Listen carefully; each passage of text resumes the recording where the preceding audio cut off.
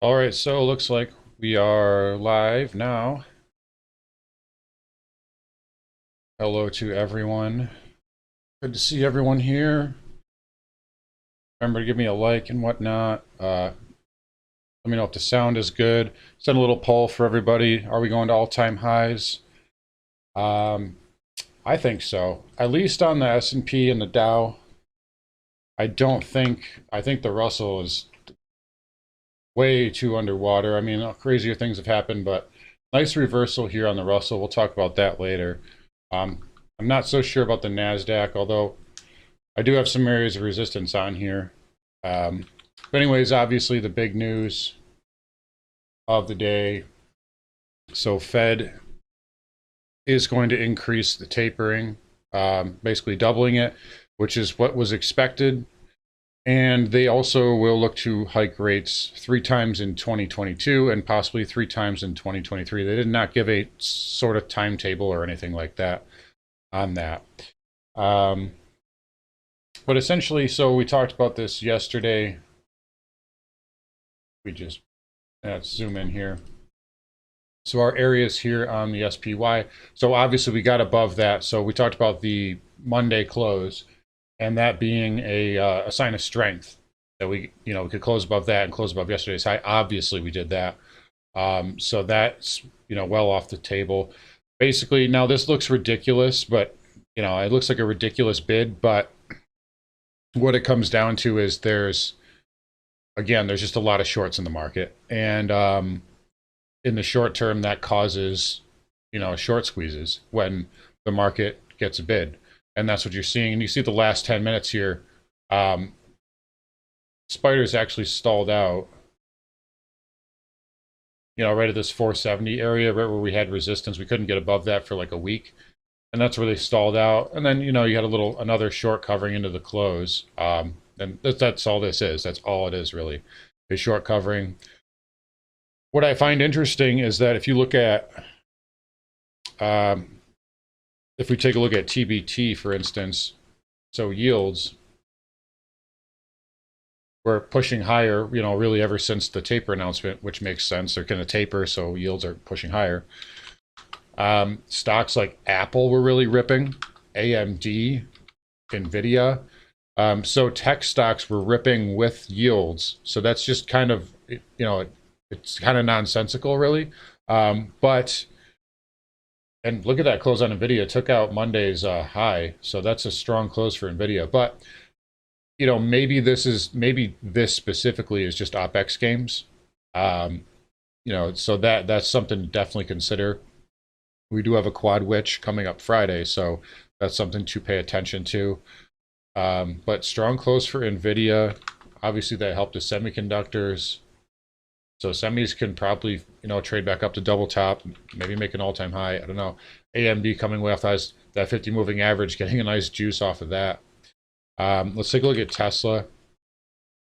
So it's holding that green bar low for now. I think everybody was just kind of focused on this 900 handle, and that's probably why it didn't get there. Too many people looking at this one area. This is where everybody wanted to buy, so they're getting a bid before then makes sense. But Elon did sell another 16 billion shares not that long ago. So insiders are selling still. Zuckerberg is selling. You see Facebook there way off the highs. Amazon, Jeff Bezos has been selling too. So a lot of stuff going on here in the market. Let's take a look at the dailies here. So obviously we talked about short term. We can get rid of this now. So that spiders do look like they want to push to all-time highs. We have nice volume, so good volume there. Lots of shorts, and that's what happens. So obviously your next area is going to be this double top if we get through this, which we should, and then you'll have that should coincide with this kind of trend line here.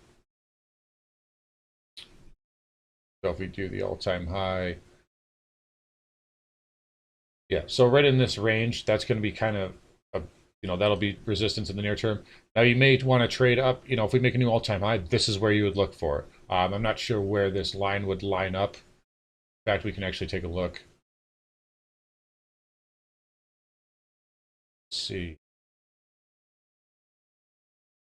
Yeah, so right up in this range, right in the 480, low 480s. That would be your kind of, depending on how fast we get there, low to mid 480s on the SPY. So that would be your area of resistance on the SPY there. But I do think this market just got juiced. And I tweeted this out earlier.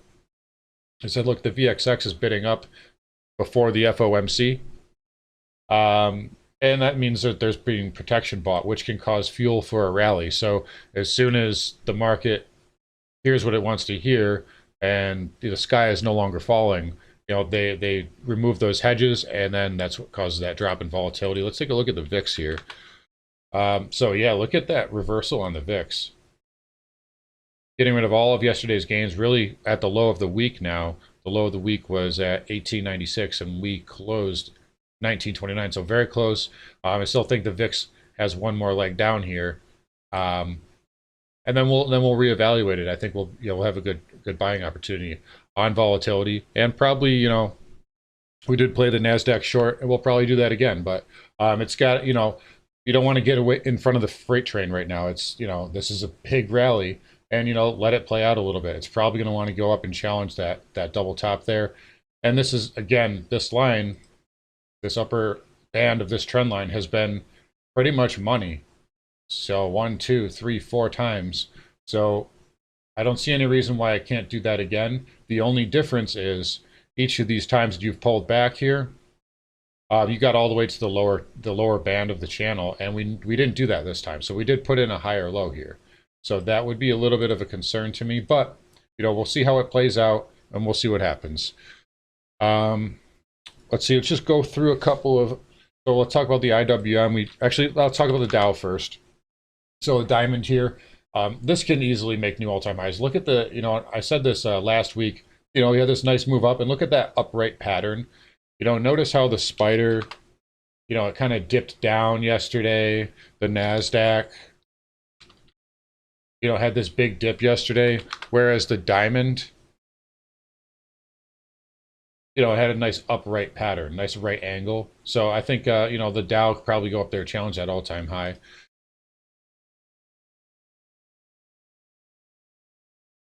Are we having connection issues? I apologize for that. Is everybody seeing it okay, or is it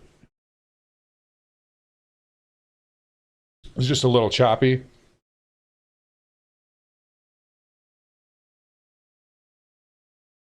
All right, well, if it gets worse, just let me know, and we'll try and do something here.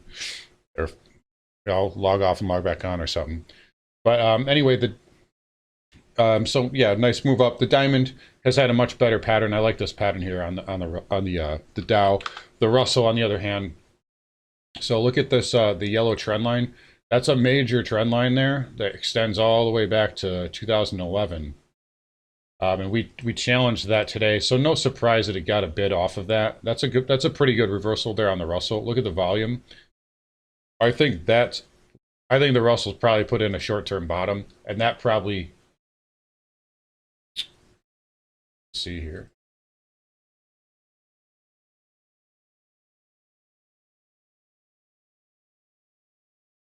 Yeah, I'd say you have a good chance to get back up to that 230 handle on the Russell in the near term.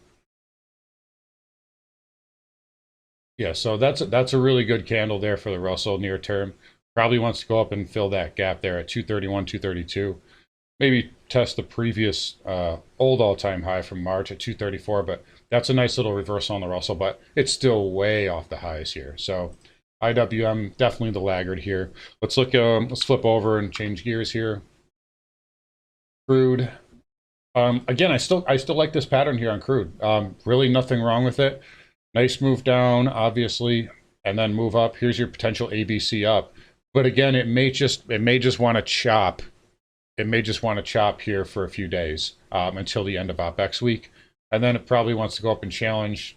I think at this point, 75 is kind of minor. It probably goes up and challenges 77, to be completely honest. Nat gas. This is looking soft, so this is probably going to get to our target here. This looks like a bearish kind of consolidation here, right? So you got this move down. and then you're kind of inside of this little channel. So possible bear flag there on that guess. I think that gets to our target, so be on alert for that one. Let's move over to the dollar. So earlier in the video I did intraday, the dollar was trading up. It was almost looking like it was going to hit that 97 handle. Then it came back in very sharply. But ultimately, this is still just, let's just get rid of these. This is still just bullish consolidation. So nothing really has changed on the dollar so far. Another weak area that we've been talking about has been financials. XLF did finish positive, but whoops, that's the weekly. Look at how intraday it really sold off and then bid and then kind of finished, barely positive.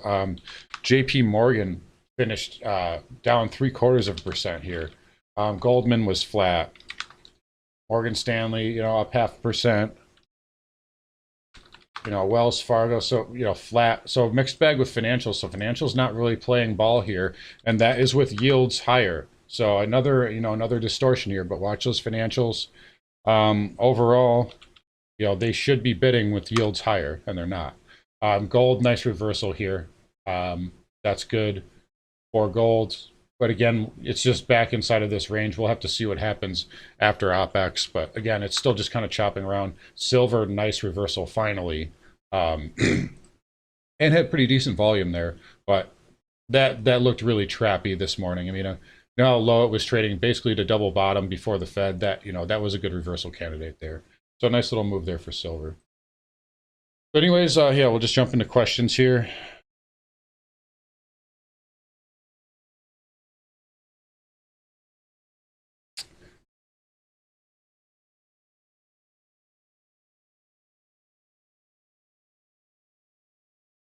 Hold on one second.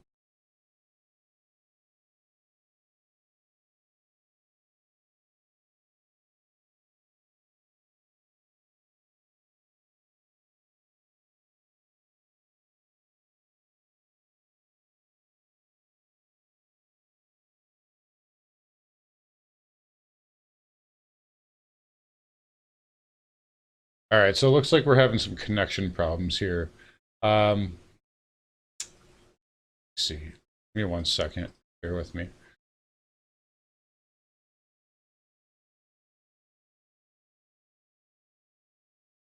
What was this?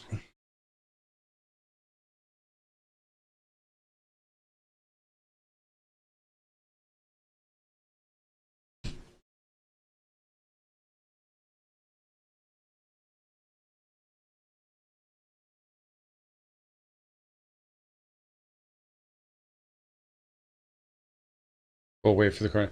All right, I'm gonna I'm trying to think of what best to do here for you. I mean, I can try and restart the stream and see if that works. If you guys want to do that.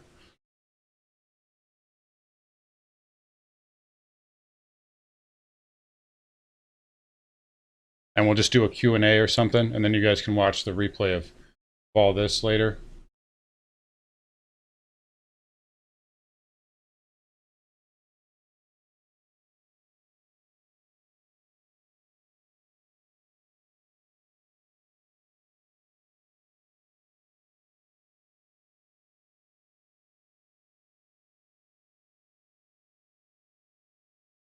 All right, I'll just go. Okay, so what I'll do is, apologies, guys. I'll go through your questions for you, and just the ones we have here, and then I guess you guys can just watch the replay later, unfortunately. All right, so we'll do, yeah, Sandstorm, I got a question on. Yeah, so this is probably put in a short-term bottom. I was taking a look at this earlier. Pretty oversold. Kind of looks like the silver chart. We were just looking at that.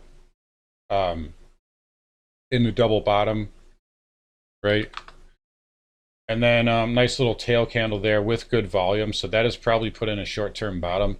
I don't really know how much, it's hard to say if it's gonna, make new highs here. It's just, there's a lot of, and I know Jason's talked about this a lot, there's been tax loss selling in gold stocks. So these could be January effect plays. For those of you who aren't familiar, January effect is essentially stocks that are beaten down due to tax loss selling, oftentimes they get a huge bid in January, because whoever sold them they still like the stock, they just sell it to offset their losses, and they just rebuy it in January. So those stocks tend to go higher there. I think a lot of gold stocks could be potentially candidates for that, but I don't know how much. It's hard to say. I mean, until the price of gold really goes one way or another, these stocks are just going to, they're going to trade the same. They're going to essentially proxy the price of gold, essentially, and silver. And you guys know how my thesis there is. We're in a range, and until we break out of that range, it's there's not really much to do with gold or really silver at this point. But yeah, I mean, near term, Sandstorm's probably put in a little bottom there. I like that candle. Nothing wrong with that. So we'll do Aurora. So this one has been the strongest out of sort of the big name pot stocks, holding that double bottom here. But if you look at like Tilray, CGC, those have already made new lows and crashed through double bottom. Chart wise, this is getting ridiculously cheap. I mean, it was trading. This is where it was before it really blew up last year. I mean, you're not much. I think it was like it's $4, sub $4 at one point, before it blew up last year, and it's just getting really cheap. I just like them long term because, I mean, it's kind of a no-brainer, really, to me. The government is starved for tax revenue. Even Republicans now are jumping on the bandwagon. And by the way, we have midterms this year. So, and if Republicans are starting to jump on the bandwagon of legalization, that's a pretty useful tool. If I was a Republican running against a Democrat, I would push legalization on my agenda, because that would, essentially steal Democrat voters from, the other side. It makes a lot of sense to me. So longer term, I love these stocks. It makes a lot of sense to own them, honestly, especially going into a midterm election. Yeah, so Amgen. Let's see, Amgen already got a nice bid. I did have a buy level at like 197. It's tough. And it got really close to it there. It got really close. I had an alert for 198. I